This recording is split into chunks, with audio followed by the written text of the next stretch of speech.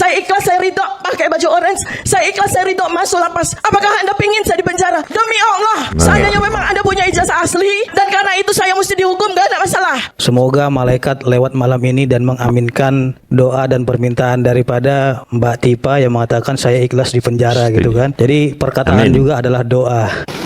Amin. Nah, gimana tadi ujiannya dok? Dok tadi gimana dok?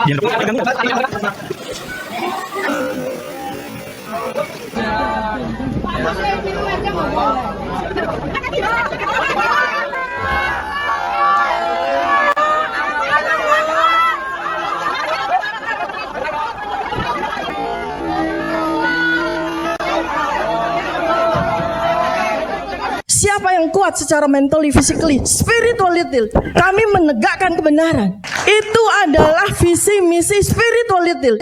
Namanya Termul kan menakut-nakuti kita gitu kan ya. Tapi saya lihat kakak saya sebelah ini, abang saya sebelah, dia udah pernah di penjara 9 bulan tapi nggak kapok. Berarti enak toh ya, pasti enak itu. Makanya saya pengen gitu kan. Pengen kan ada. Kayak apa gitu. Sebab kalau nggak ada pengalaman itu nggak seru. Lah kalau ada orang yang udah nggak takut di penjara, siapa lagi yang ditakuti? Apa yang kita takuti lagi sih? Allah ya. Periksaannya gimana dokter? Dokter.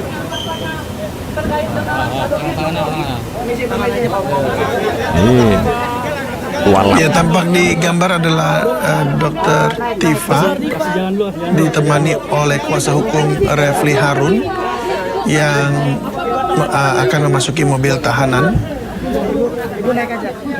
Dan ini tampaknya kuasa hukum juga ikut masuk ke dalam mobil tahanan. Tifa dan Roy Suryo menyelesaikan pemeriksaan kesehatan usai diperiksa pihak kepolisian di Polda Metro Jaya pada siang hingga sore tadi. Dan ini tampaknya Dr. Tifa menggunakan kursi roda.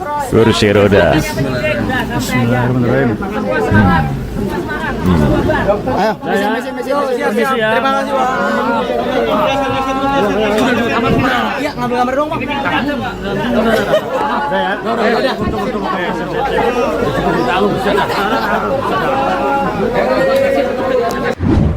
Dokter Tifa kelihatannya menggunakan jurus Suryo, menggunakan kursi roda. Banyak yang mengatakan kalau itu drama atau sandiwara baru. Jurus yang pernah dipakai Suryo beberapa tahun lalu saat divonis bersalah. Kini Dokter Tifa, apakah benar-benar? Mantan Menpora Roy Suryo harus menggunakan kursi roda dan dipapah akibat kelelahan setelah 12 jam diperiksa penyidik sebagai tersangka dugaan penistaan agama pada Jumat malam. Usai pemeriksaan, penyidik memutuskan tidak menahan Roy Suryo karena alasan sakit. Pasca pemeriksaan, Roy Suryo menyatakan terkejut atas penetapan tersangka kasus penistaan agama terkait meme Stupa Candi Borobudur. Bagaimana Dr. Tifauzia Tiwasuma yang termakan oleh doa dan sumbahnya sendiri bahwa dia dulu pernah sesumber, bahwa dia siap mengenakan rompi oranye, siap menjadi tahanan, bahkan siap masuk penjara, masuk lapas. Dan ini adalah peristiwa kurang lebih 1 tahun yang lalu ketika di acara Rakyat Bersuara berhadapan dengan Pitra Romadhoni, dan Pitra Romadhoni mendoakan semoga malaikat hadir dan mendengarkan dan dikabulkan. Dan ternyata akhirnya dikabulkan. Tapi apa yang terjadi setelah doa ini dikabulkan? Apa yang dulu dia katanya ikhlas dan ridho untuk mengenakan rompi orange dan ikhlas untuk dipenjara, toh akhirnya dia sempat shock ya. Kita lihat bagaimana Tifa itu kondisinya sangat lemah, bahkan mengangkat kursi roda. Oke para sahabat, untuk lebih jelasnya mari kita simak selengkapnya segmen-segmen penting yang akan kita ulas lebih dalam. Oke, sebelum kita lanjut, jangan lupa pencet tombol like dan subscribe, serta tuliskan pendapat Anda di kolom komentar di bawah ini. Saya ikhlas, saya ridho pakai baju orange. Saya ikhlas, saya ridho masuk lapas. Apakah Anda pingin saya di penjara? Demi Allah, seandainya memang Anda punya ijazah asli dan karena itu saya mesti dihukum, gak ada masalah. Semoga malaikat lewat malam ini dan mengaminkan doa dan permintaan daripada Mbak Tifa yang mengatakan saya ikhlas di penjara gitu kan. Jadi perkataan juga adalah doa. Ya, setuju ya Bung Pitra. Perkataan atau tantangan dari Dr. Tifa waktu itu bahwa dia ikhlas di penjara, akhirnya ini terkabul. Gimana tadi hujannya dok? Dok tadi gimana dok?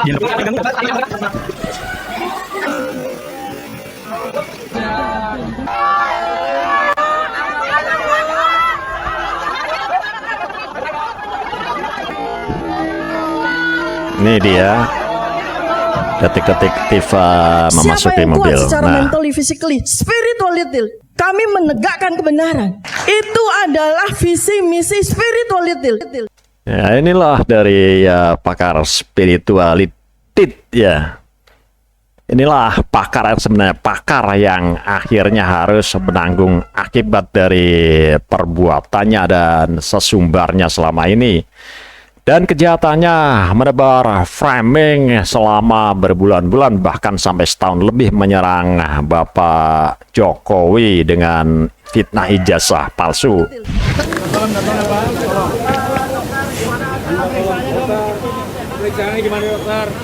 Ini adalah detik-detik setelah Tifa menjalani pemeriksaan di Rumah Sakit Polri ya.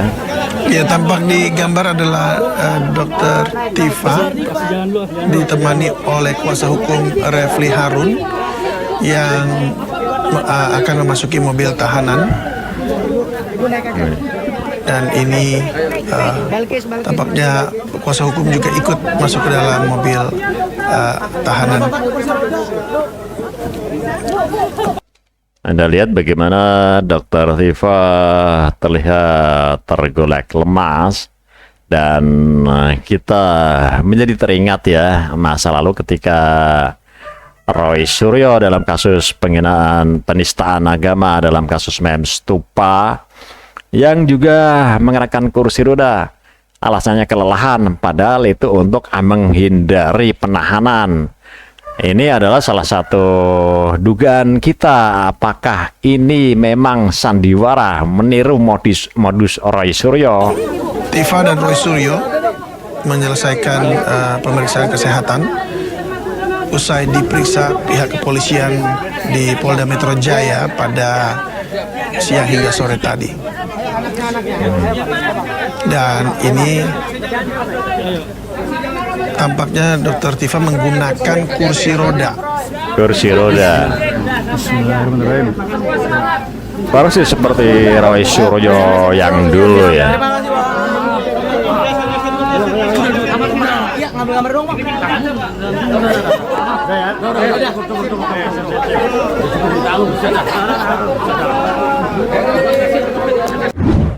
Dokter Tifa kelihatannya menggunakan jurus Suryo, Nah. menggunakan kursi roda. Banyak yang mengatakan kalau itu drama atau sandiwara baru. Jurus yang pernah dipakai Drama. Suryo beberapa tahun lalu saat divonis bersalah. Kini Dokter Tifa, apakah benar-benar Mantan Menpora Roy Suryo harus menggunakan kursi roda dan dipapah akibat kelelahan setelah 12 jam diperiksa penyidik sebagai Ini tersangka. adalah jejak digital dari Roy Suryo beberapa tahun lalu ya, yang seolah-olah diulang oleh Dr. Dugaan Tifa. penistaan agama pada Jumat malam. Usai pemeriksaan, penyidik memutuskan tidak menahan Roy Suryo karena alasan sakit. Pasca pemeriksaan, Roy Suryo menyatakan terkejut atas penetapan tersangka kasus penistaan agama terkait meme stupa Candi Borobudur. Baik Dr. Tifa maupun Mas Roy Suryo atas rekomendasi dokter, bukan atas permintaan sendiri, ya, rekomendasi dokter itu dilakukan treatment rawat inap.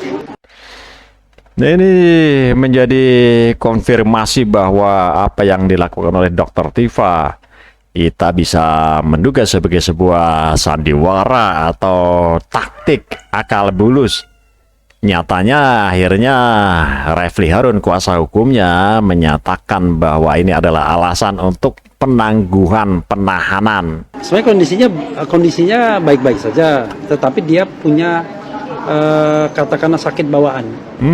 Nah, sakit bawaan itu yang kemudian ditemukan dalam proses pemeriksaan, dan ketika dicek, wah ini nggak bisa nih kalau nggak rawat inap, kata dokternya harus rawat inap. Berapa lama, Prof, kalau rekomendasi dokter? Kalau berapa lamanya kita mana tahu, ya kita mana tahu. Tapi kalau dokter Tifah tadi sempat pakai kursi roda apa karena kelelahan aja atau gimana? Tadi yang saya katakan penyakit bawaan tadi, ya salah satunya GERD-nya kambuh gitu kan. Nah, Anda percaya kalau Tifah ini memiliki penyakit bawaan, apalagi dia seorang dokter ya, yang tentu saja orang yang bisa menjaga kesehatan, apalagi dia adalah kalau nggak salah ahli nutrisi ya. Soal penyakit GERD ya saya pribadi kurang begitu percaya, apalagi sebelumnya dia nampak begitu energik, begitu sehat. Bahkan ketika di Polda Metro Jaya menekan rompi tahanan saja, tadi masih kelihatan seger kok. Bahkan masih dalam menjalani ujian doktoral, kalau nggak salah tadi ya. Tapi kenapa tiba-tiba GERD-nya kambuh? GERD untuk kita buat Anda yang mungkin belum tahu adalah itu penyakit asam lambung atau penyakit lambung yang tingkatnya sudah kronis, yang sampai reflux atau sampai muntah-muntah karena tidak makan. Itu juga alasan yang diada-ada. Jadi ini lebih dari sekadar sandiwara kalau menurut saya, meniru modus Roy Suryo beberapa tahun lalu. Gitu. Karena kenapa GERD-nya kambuh? Karena dia nggak makan. Begini, kan nggak mungkin kita bicara sakit orang, tapi sakitnya ya kurang lebih sama lah dengan saya ya. Gitu ya, sakit-sakit yang sebenarnya yang diteliti dokter Tifah itu. Nah, itu sakitnya ya sakit hati, makanya kita bilang bahwa mereka ini adalah Refli Harun, khususnya ini BSA, barisan sakit hati. Bukan sakit beneran itu sebenarnya, bukan sakit fisik atau medis, tapi lebih ke sakit hati. Inilah yang mengkonfirmasi mengenai sakit hati bicara ini. Sakit orang, tapi sakitnya ya kurang lebih sama lah dengan saya ya. Gitu. Sama. Ya, sakit-sakit yang sebenarnya yang diteliti dokter Tifah itu ya gitu. Ini jadi konyol kan, bagaimana sakit yang begitu bukan sakit medis atau sakit fisik itu harus dirawat inap, dan ini menjadi alasan akhirnya rekomendasi dokter untuk rawat inap, akhirnya untuk penangguhan penahanan. Kuncinya, clue-nya gitu ya. Jadi ketika diperiksa, oh tinggi sekali. Nah itu kemudian akhirnya wah ini nggak bisa nih, harus rawat inap. 17 Dan sementara kita tahu sendiri bahwa sebelumnya Roy Suryo bersama dengan kuasa hukumnya ya Refli Harun, juga Rosinudin, juga ada Rizal Fadilah yang ikut menghadiri acara diskusi kebangsaan di Bandung bersama para oposan TNI Purnawirawan yang mengkritik secara keras, kita tahu, menyerang kredibilitas atau eksistensi dari pemerintahan Prabowo Gibran. Dan di sini Roy Suryo hadir, di situ ada juga nih Sentana TV, Michael Sinaga. Di acara itu Roy Suryo masih tetap menyinggung soal ijazah Pak Jokowi, juga Rosinudin, Refli Harun, bahkan ada Rizal Fadilah yang bersuara keras. Kita simak. 17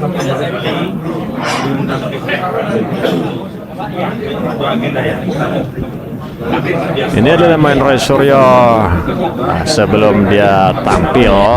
Misalnya ada ijazah atau enggak palsu, harusnya bukan penelitinya yang kemudian dikriminalisasi, tapi harusnya sistemnya kemudian dikoreksi agar jangan sampai kasus orang berijazah palsu semacam ini bisa menjadi kepala negara. Dan sekarang yang terjadi adalah, Bapak dan Ibu semua, sesuatu yang terjadi lebih parah itu terjadi pada wakil presiden kita. Jangankan ijazahnya palsu, dia nggak punya ijazah sama sekali, dan melampaui, nggak punya. Nah ini kan di sini pun dia mendompleng, masih tetap saja berkoar-koar menarasikan tuduhan ijazah palsu kepada Pak Jokowi ini di forum diskusi kebangsaan bersama Purnawirawan TNI Oposan. Juga ada Khosinuddin yang menyuarakan hal yang sama. Dan saya yakin Bapak Ibu sekalian ada orang-orang jujur yang siap berani untuk selalu menyampaikan kejujuran seperti Pak Roy Suryo yang konsisten menyatakan 99% ijazah saudara Joko Widodo palsu. Pak Rizal juga. Ya. Kemudian Bu Kurnia Trirani. Kemudian Dr. Tifauziah Tiazuma dan satu lagi Rustam Effendi. Kalau kita ngomong tentang Jokowi, selesai kita. Bahwa kita sudah sepakat, Jokowi harus diadili, dihukum karena ijazahnya palsu, riwayatnya juga tidak jelas, dan lain sebagainya. Tetapi kalau ngomong tentang Prabowo Subianto, kita agak mix up. Ada yang kemudian a final say, bahwa saya tidak bisa berharap lagi dengan Prabowo. Concern pada upaya untuk menghukum Ini Rizal Fadilah. Nih. menghukum Jokowi. Dia masih juga menyinggung soal Pak Jokowi ya. Dia bilang katanya menghukum Jokowi. Jokowi bertanggung jawab atas segala dosa-dosa politik yang dilakukan selama 10 tahun jadi presiden atau sebelumnya menjadi gubernur dan jadi wali kota. Tidak bisa dibiarkan. Itu harus dipertanggungjawabkan dosa-dosa politiknya itu. Kalau dulu pertanggungjawaban atas menjalankan GBHN, benar atau tidak, itu pertanggungjawaban politik. Sekarang tidak ada lagi. Sampai selesai tidak bertanggung jawab itu. Hukum dan adili Jokowi supaya menjadi pelajaran bagi bangsa dan negara ini. Itu awal, sepakat itu saja dulu. Ini ya Rizal Fadilah juga salah satu dari tersangka yang paling keras. Kita masih ingat bagaimana rekaman video viral yang dia dengan berapi-api menyatakan hukum adili Jokowi, gantung Jokowi ya Rizal Fadilah ini. Yang sampai detik ini juga masih terus menyuarakan di forum ini bersama Roy Suryo, Refli Harun, dan Khosinuddin. Tangkap adili Jokowi, maksulkan Prabowo Gibran. Itu namanya reformasi. Bahkan menjadi modal awal revolusi. Inilah Rizal Fadilah yang membawa reformasi ya. Ya sejalan dengan para oposan dari gerombolan Purnawirawan TNI yang kita anggap oknum gerombolan, karena sebagaimana Purnawirawan TNI seharusnya tidak begitu. Dan ketiga orang ini menumpang forum itu untuk menyuarakan, untuk menggelontorkan kembali serangan-serangan fitnah terhadap Pak Jokowi, khususnya mengenai fitnah ijazah ini. Ya tentu saja agar mereka mendapat dukungan dan lolos dari jeratan hukum. Dan khusus yang segmen kali ini saya ingin memberi sedikit analisa. Bagaimana kalau ada yang bertanya kenapa penangkapan Roy Suryo dan Dr. Tifa Jumat lalu? Di sini saya melihat jawabannya mungkin ada pada apa yang terjadi di forum ini ya sehari sebelumnya. Karena hanya beberapa jam sebelum ditangkap, Roy Suryo menghadiri forum ini yang mempertemukan sejumlah tokoh pengkritik Jokowi dan pemerintah Prabowo Gibran. Ya para Purnawirawan TNI ini. Yang menarik, Roy Suryo di sini tidak datang sendiri, dia hadir pula bersama kuasa hukum dia, Refli Harun dan Ahmad Khosinuddin, juga Rizal Fadilah. Dan forum ini bukan sekedar membahas isu kebangsaan yang mengkritik keras pemerintahan Prabowo Gibran. Geng Roy Suryo CS ini ikut mendompleng untuk propaganda jahat mereka soal fitnah ijazah palsu Pak Jokowi. Dan narasi yang muncul itu malah jauh lebih keras. Ya selain karena mengangkat tuduhan ijazah palsu, muncul pula seruan agar Jokowi dimintai pertanggungjawaban hukum oleh Refli Harun. Ya bahkan tadi Rizal Fadilah juga masih menyuarakan untuk mengadili Jokowi karena Jokowi itu memiliki dosa-dosa politik dari wali kota, gubernur sampai menjadi presiden. Bahkan ada wacana pemaksulan Prabowo Gibran nih sebagai reformasi total, sebagai pintu untuk revolusi. Ini Rizal Fadilah ini yang juga masuk dalam geng Imam Bugel Kosinudin Antek HTI. Selalu inginnya revolusi, bahkan mungkin kalau perlu itu kita jadikan negara khilafah. Ya karena HTI sudah dibubarkan, maka peluang itu sudah tidak ada lagi oleh Jokowi, dibubarkan beberapa tahun lalu, dan akhirnya mereka menjadi duri dalam daging yang terus menyerang Pak Jokowi, ya antaranya dengan fitnah ijazah palsu ini. Serangan ijazah palsu ini dibawa ke panggung politik yang lebih terbuka di forum ini. Di sini menariknya mengapa penangkapan terjadi hanya selang beberapa jam atau selang sehari. Tentu hanya penyidik Polda Metro Jaya yang mengetahui alasan resminya. Namun kita sulit mengabaikan fakta bahwa forum di Bandung itu menjadi titik eskalasi terbaru dari ketidakpastian proses hukum lanjutan bagi Roy Suryo dan kawan-kawan yang sudah menjadi tersangka berbulan-bulan lamanya, sekitar setahun bahkan. Bisa jadi aparat melihat bahwa persoalan ini tidak lagi berhenti pada perdebatan soal proses hukum, melainkan terus berkembang dan diperluas ke ruang publik oleh Roy Suryo CS ini. Karena itu jika ada satu peristiwa yang patut diduga menjadi faktor penting di balik momentum penangkapan Roy dan Tifa Jumat lalu, maka kehadiran mereka di forum Bandung layak mendapat perhatian penting. Kebetulan atau tidak, waktunya memang terlalu berdekatan untuk diabaikan begitu saja. Bahkan menjadi modal awal revolusi. Mas Roy. Mas Roy, gimana kabar kondisinya Mas Roy? Ini kan.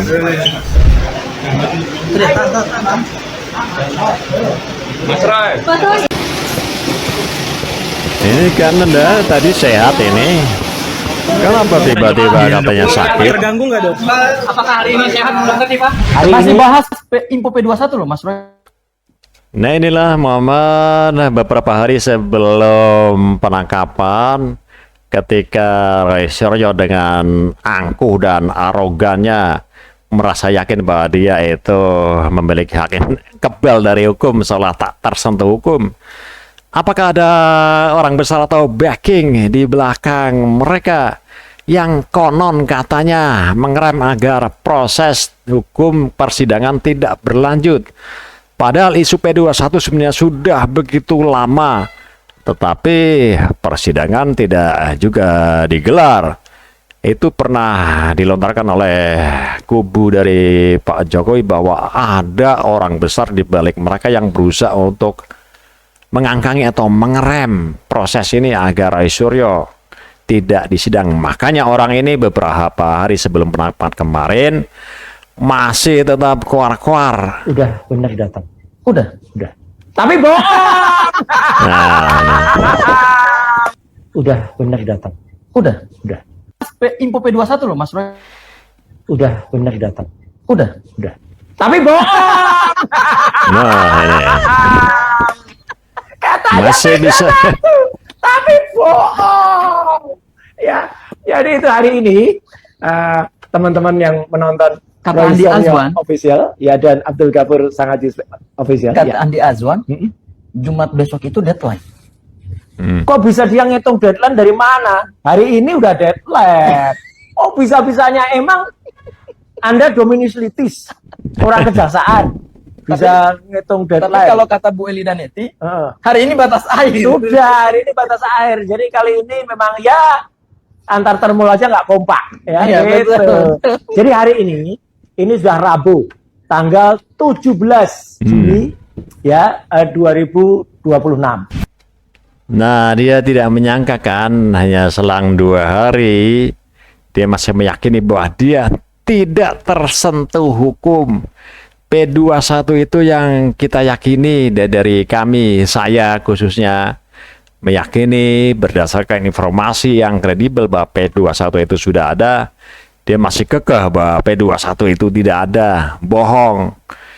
Dia tidak menyangka sampai sempat menghadiri acara diskusi di Bandung, masih sempat menyerang Pak Jokowi lewat isu ijazah palsu karena dia yakin benar bahwa dia tidak bakalan kena proses selanjutnya, bahkan dia meyakini bahwa akan segera terbit SP3 alias dihentikan penyidikannya. Dan akhirnya apa yang terjadi selanjutnya?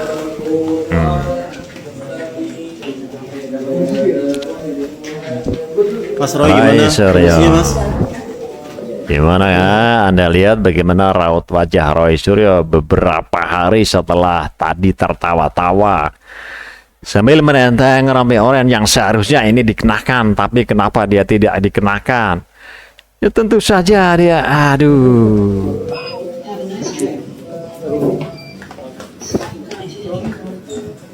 Mas Roy gimana nih Mas, akhirnya ditahan nih Mas? Mengapa kita berdua di borgol ya Bu? Iya Pak, kenapa ya?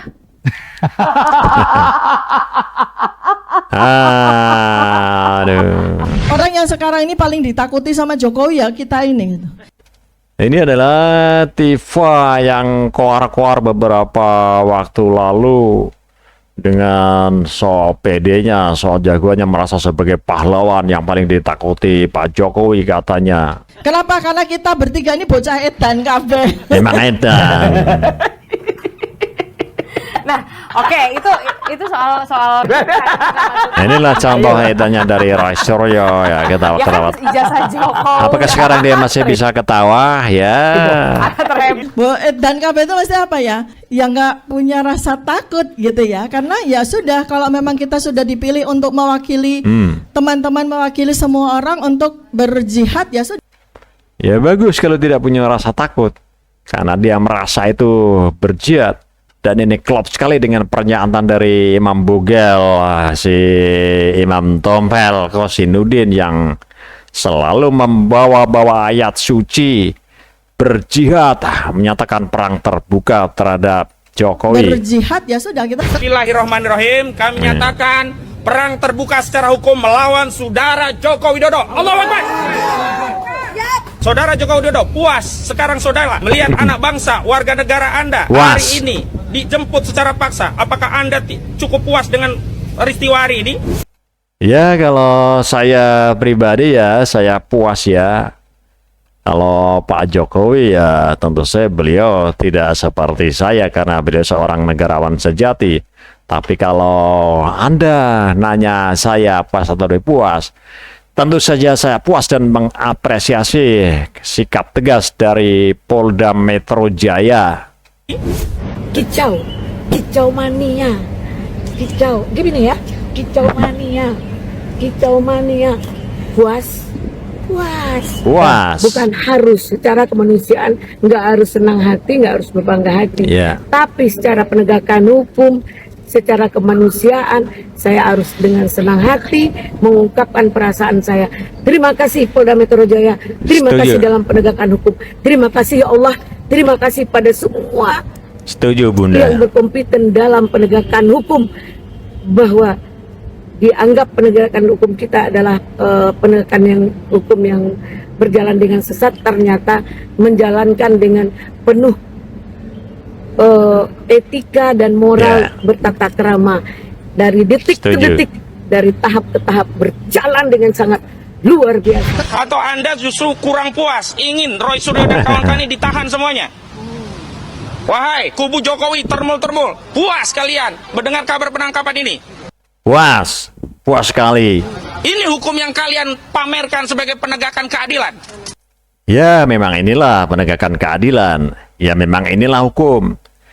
Siapa yang orang yang terbukti bersalah dan sudah ditetapkan sebagai tersangka ya tentu saja harus diproses selanjutnya. Kalau mau berani jangan kepalang tanggung. Terutama saya, kayak apa sih rasanya di penjara gitu. Nah, Anda bisa dengar sendiri kan. Dia penasaran ya, udah berkali-kali dia ingin di penjara dan alhamdulillah doanya terkabul ya. Dr. Tifa sudah memasuki fase awal atau babak baru, pintu untuk segera menuju penjara ya. Ini baru babak awal ya. Kita tidak akan bilang bahwa ini akan dipenjara karena harus melalui proses hukum, yakni persidangan, sampai dengan proses yang panjang sampai akhirnya menjadi putusan final dengan vonis hakim. Apakah dia akan dihukum? Ya, kita berharap dihukum maksimal 12 tahun. Khususnya dua orang ini, Roy Suryo dan Dr. Tifa. 2019 bahkan saya dipenjara gara-gara bela Prabowo. Yang lepasin saya Dasko tuh. Tapi 41 malam juga saya dikurung. Ruangannya 1x3 bos, lu belum pernah kali lu. 1x3. Tiap malam WC itu keluar dari lubang WC tikus-tikus tuh. Jadi brother, aku memang belum pernah dipenjara, jadi jangan nantang lu, nggak enak kalau jangan nantang-nantang deh. Nggak enak kalau dipenjara bos. Ya namanya termul kan menakut-nakuti kita gitu kan ya. Tapi saya lihat kakak saya sebelah ini, abang saya sebelah, dia udah pernah dipenjara 9 bulan tapi nggak kapok. Berarti enak toh ya? Ya enak ya. Ya kalau enak tentunya Tifa ini tadi harusnya ya tetap harusnya gembira, bersyukur bahwa apa yang dia inginkan selama ini dan doa selama ini dia ingin dipenjara akhirnya kan kesampaian ya. Paling enggak ini nanti di balik jeruji besi sebagai tahanan ya sebelum menjalani proses persidangan. Pasti enak itu, makanya saya pengen gitu kan. Pengen kan ada. Kayak apa gitu. Sebab kalau nggak ada pengalaman itu kata Abang Da Jenderal Napo nggak seru. Lah kalau ada orang yang udah nggak takut di penjara, siapa lagi yang ditakuti? Apa yang kita takuti lagi sih? Allah ya. Ini hasilnya. Katanya sudah tidak takut penjara. Ya tapi nyatanya toh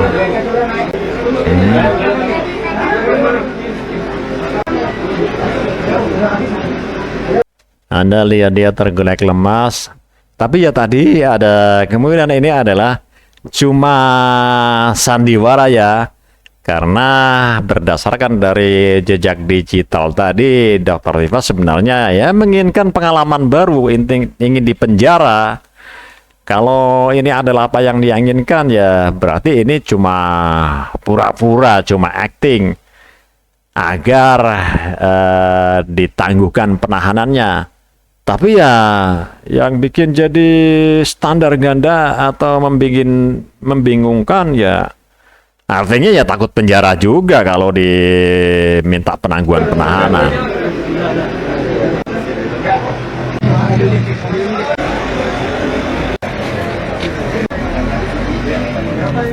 Ditreskrim Polda Metro Jaya telah melakukan pengamanan terhadap para tersangka, yaitu Saudara RS dan Saudari TF, sebagai bagian dari rangkaian proses untuk melaksanakan penyerahan atau pelimpahan tersangka dan barang bukti.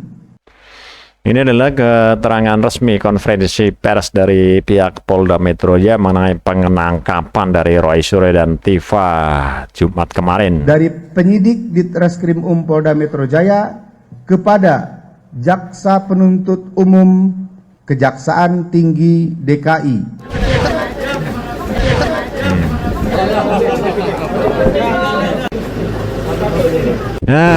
Kasihan ini Dr. Tifa sampai tergolek lemas begini ya.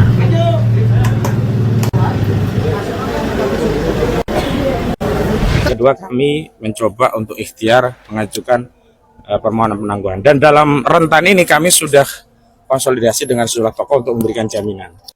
Nah ini kan akhirnya drama yang dimainkan oleh Dr. Tifa dengan tampak lemah sampai pakai kursi roda dan dibopong. Ini terkonfirmasi ketika akhirnya kuasa hukumnya ya ini Kausinuddin akan mengajukan penangguhan penahanan. Ya, padahal kalau memang sudah siap di penjara ya seharusnya ya Kenapa mesti ditangguhkan? Kecuali kalau memang sakit itu bukan penangguhan tapi sudah prosedur.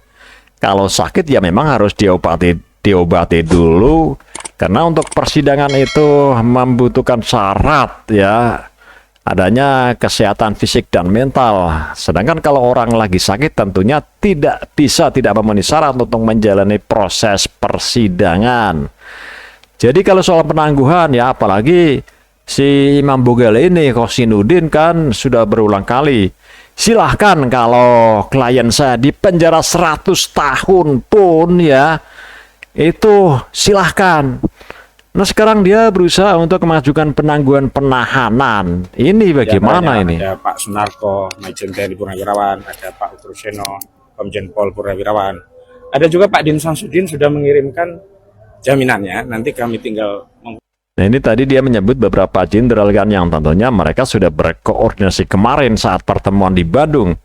Artinya mereka itu udah satu kelompok ya yang sudah berkelindan.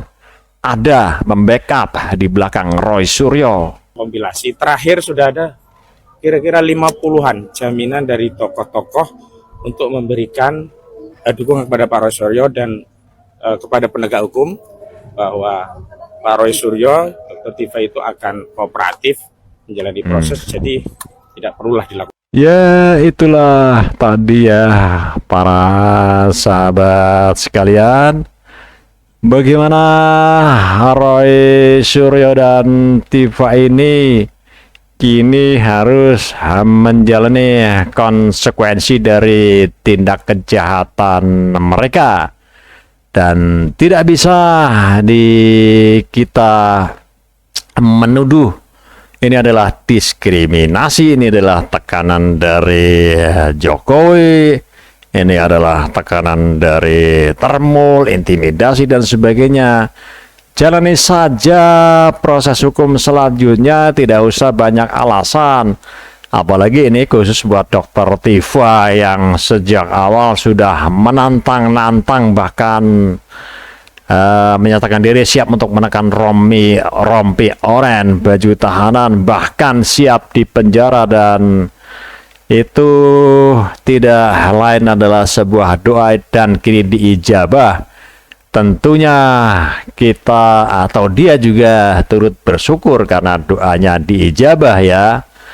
Apalagi dia juga sempat menyatakan bahwa belum seru sebuah perjuangan kalau belum merasakan penjara seperti yang pernah diceritakan oleh Egy Sujana yang sempat mengalami penahanan selama 41 hari. Ya, tapi nampaknya memang itu adalah proses hukum yang mau tidak mau harus dijalani ya. Dan para sahabat, kita sebagai pendukung Jokowi tentu saja akan mengawal dengan cara kita masing-masing, dan di channel ini saya akan terus menyuarakan agar proses hukum terhadap para pembenci, para pemfitnah, para gerombolan yang terus mendiskreditkan, menyerang Pak Jokowi, agar mereka yang terbukti secara hukum bersalah di hadapan hukum harus mempertanggungjawabkan perbuatannya untuk menebus dosa-dosa mereka. Dan mudah-mudahan hukum tidak diintervensi oleh siapapun.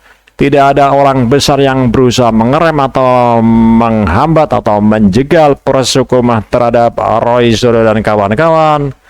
Dan kita tentu saja sebenarnya miris, dan saya bukan mendoakan, tapi ada kemungkinan jika sampai 12 tahun mereka menjalani hukuman penjara itu bisa menua di dalam penjara, karena kita tahu Roy Suryo sendiri sekarang umurnya sudah berapa. Sungguh sangat miris kalau harus, dalam bahasanya si Bar Smith, membusuk dalam penjara. Aduh, kasihan sekali. Tapi itu adalah konsekuensi yang kita harus jalani. Dan para sahabat sekalian, cukup di sini pertemuan kita kali ini.